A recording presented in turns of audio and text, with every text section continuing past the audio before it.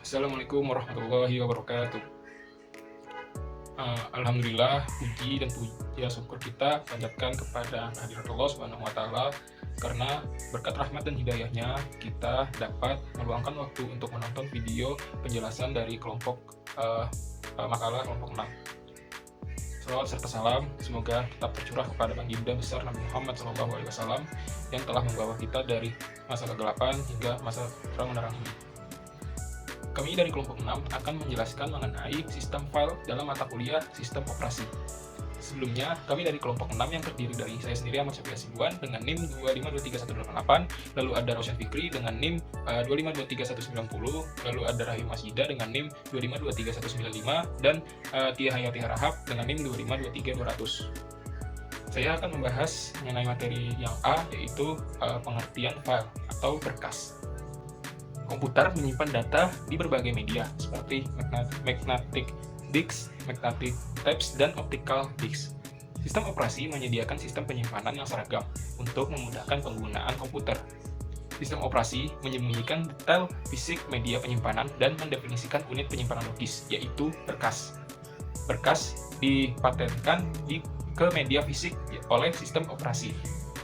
Media penyimpanan bersifat non-valued sehingga tidak dapat hilang saat mati listrik ataupun ribut. Berkas adalah kumpulan informasi terkait yang diberi nama dan disimpan di penyimpanan sekunder. Berkas adalah unit terkecil penyimpanan logis, dan data tidak dapat ditulis ke penyimpanan sekunder tanpa dimasukkan ke dalam berkas. Struktur dan jenis berkas menentukan informasi yang dapat disimpan di dalamnya. Contoh jenis-jenis berkas itu antara lain ada text file. Text file itu urutan karakter yang disusun menjadi baris. Lalu ada source file, itu merupakan urutan substring dan fungsi yang akan dideklarasikan. Lalu kemudian ada object file, yaitu urutan byte yang diatur ke dalam blok yang dikenali linker sistem. Lalu yang terakhir ada executable file, yaitu rangkaian kode section yang dapat dimuat loader ke dalam memori dan dieksekusi. Sebulannya itu sistem penyimpanan komputer itu dirancang untuk memudahkan penggunaan menyimpan dan mengakses data-data dengan aman dan efisien. Sistem operasi memainkan peran penting dalam pengelolaan penyimpanan data dan menyediakan antarmuka yang seragam bagi pengguna. Lalu selanjutnya, materi pembahasan selanjutnya yaitu atribut file.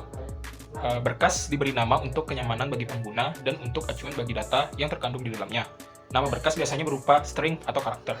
Beberapa sistem membedakan penggunaan huruf besar dan kecil dalam penamaan sebuah berkas, sementara sistem yang lain menganggap kedua hal tersebut sama.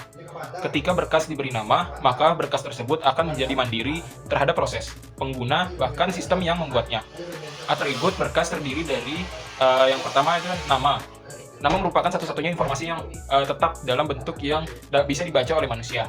Lalu ada type, dibutuhkan untuk sistem yang mendukung beberapa type berbeda.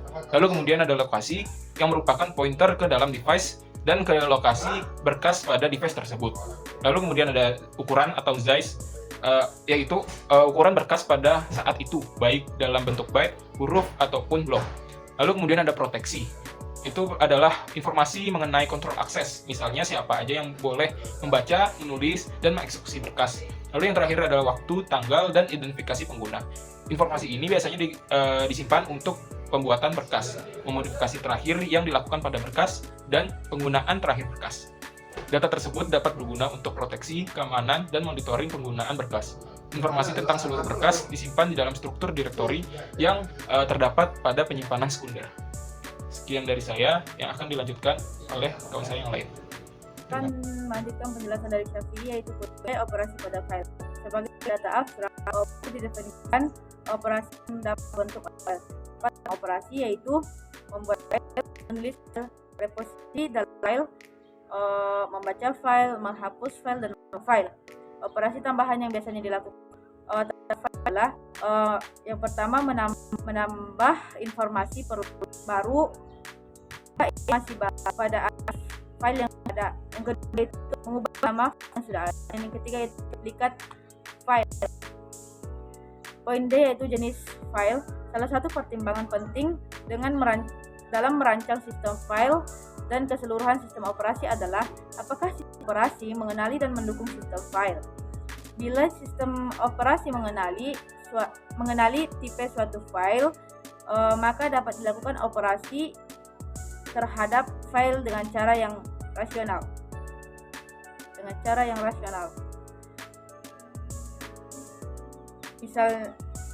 Misalnya, user yang mencoba mencetak file dapat dicegah oleh sistem operasi karena file adalah program binari.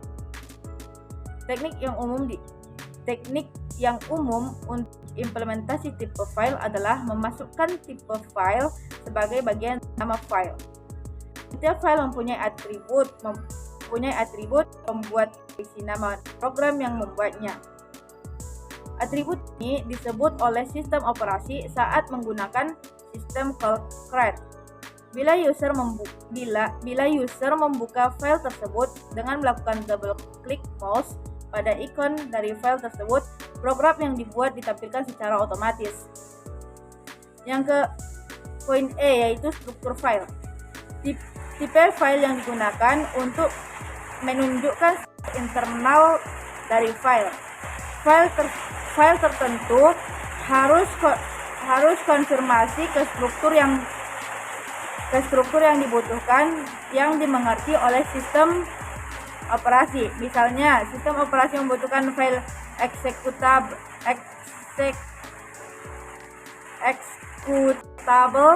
mempunyai struktur khusus sehingga dapat menentukan di mana memori dan instruktur pertama.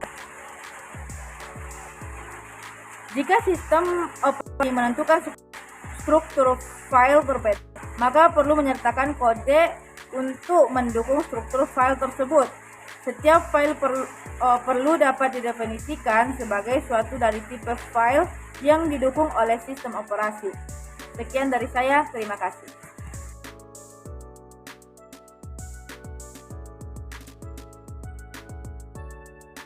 Assalamualaikum warahmatullahi wabarakatuh. Saya Raushan Fikri dengan NIM 2523190 akan melanjutkan materi kelompok 6, yaitu F, metode akses. Metode akses terbagi menjadi dua, yaitu satu, sequential access. Ialah pendekatan yang sangat sederhana di mana informasi dalam berkas diproses berurutan.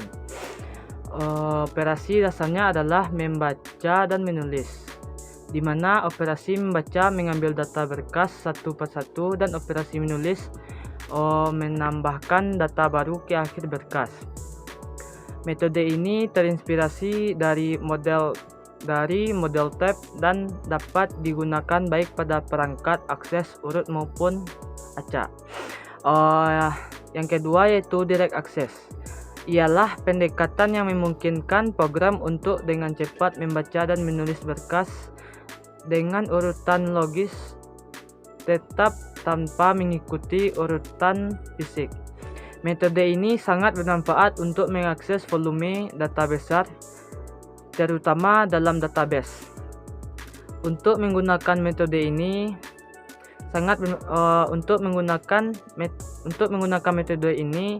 operasi berkas perlu dimodifikasi untuk menerima nomor blok sebagai parameter tambahan. Pengguna biasanya memberikan nomor blok relatif kepada sistem operasi yang merupakan indeks relatif terhadap awal berkas untuk menentukan lokasi berkas dan mencegah akses ke bagian sistem berkas yang tidak sesuai dengan hak akses pengguna. Materi selanjutnya yaitu yang G, pengertian direktori atau folder. Direktori merupakan cara untuk mengorganisir koleksi file dengan memberikan nama tertentu. Ini memungkinkan pengguna untuk mengelompokkan file-file tersebut sehingga mudah diatur. Sebagai contoh, semua dokumen dan catatan untuk suatu dapat dikelompokkan ke dalam direktori yang dibuat khusus untuk kelas tersebut. Dalam sistem operasi, direktori direpresentasikan sebagai file yang berisi informasi tentang file-file lain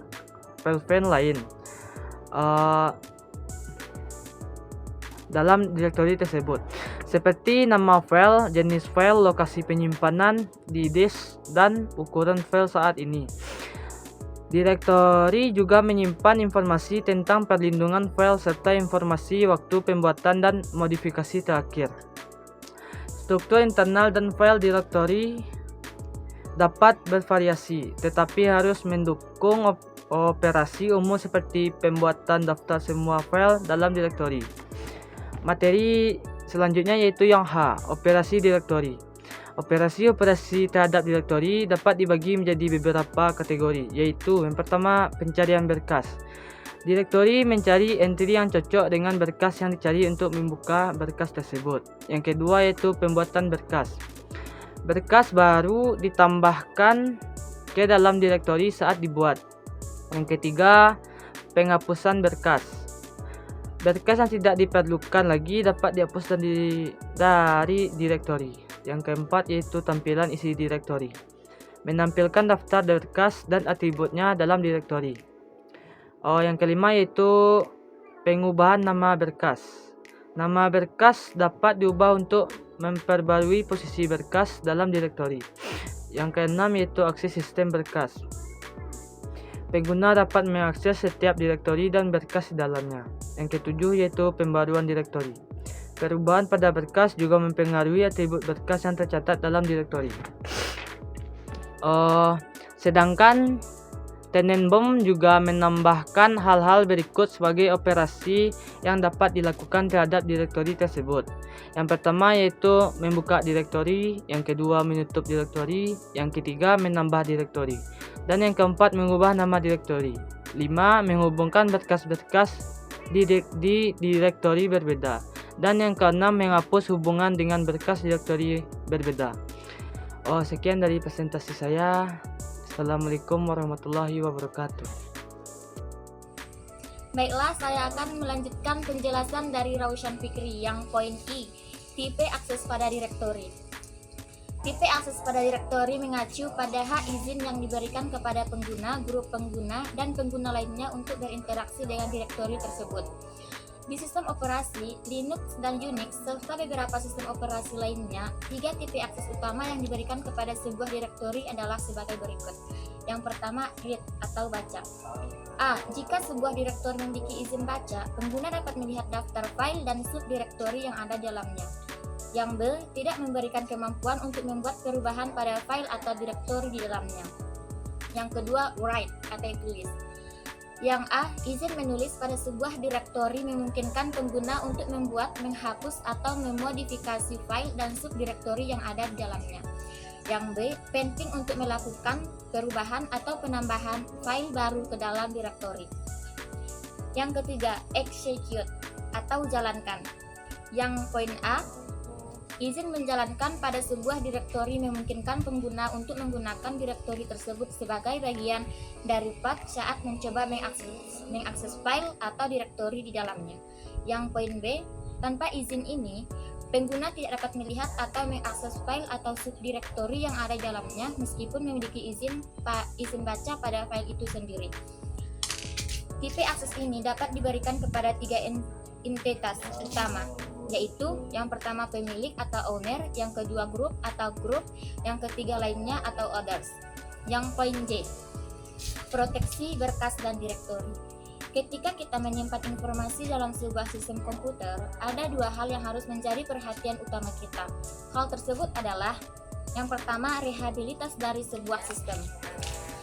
Maksud dari rehabilitas ini adalah kemampuan sebuah sistem untuk melindungi informasi yang telah disimpan agar terhindar dari kerusakan. Dalam hal ini, perlindungan secara fisik pada sebuah berkas, rehabilitas sistem dapat dijaga dengan membuat cadangan dari setiap berkas secara manual. Yang kedua, proteksi atau perlindungan terhadap semua berkas. Perlindungan terhadap berkas dapat dilakukan dengan berbagai macam cara. Salah satu cara untuk melindungi berkas dalam komputer adalah dengan melakukan pembatasan akses pada berkas tersebut. Pembatasan akses yang dimaksud adalah kita sebagai pemilik dari sebuah berkas dapat menentukan operasi apa saja yang dapat dilakukan oleh pengguna lain terhadap berkas tersebut. Yang poin K, perbandingan sistem file pada Microsoft DOS dan Unix. Sistem berkas Unix berbeda dengan sistem berkas Windows karena sistem berkas Unix lebih hebat dan mudah diatur daripada Windows. Penamaan dalam Unix dan Windows berbeda karena sistem Windows ingin memudahkan pengguna, maka sistem mereka mengubah nama menjadi nama yang lebih mudah bagi pengguna. Contohnya adalah nama folder adalah dalam perubahan dari direktori yang masih digunakan oleh Unix. Pengguna // digunakan untuk memisahkan direktori dalam Windows, tetapi hal ini tidak ada dalam Linux. Sistem Unix menggunakan cache sensitif yang artinya nama suatu berkas yang sama jika dibaca, tetapi penulisan namanya berbeda dalam hal ada satu file yang menggunakan huruf kapital dalam penamaan dan satu tidak akan berbeda dalam Unix. Hal lain yang membedakan sistem berkas Unix dengan Windows adalah Unix tidak menggunakan drive letter seperti CD dalam Windows, tetapi semua partisi dan drive ekstra dimount di dalam subdirektori root. Jadi, pengguna tidak harus bingung di drive letter mana suatu berkas berada sehingga seluruh sistem seperti suatu sistem berkas yang berurutan dari direktori root menurun secara hierarki. Sekian dari saya kembalikan kepada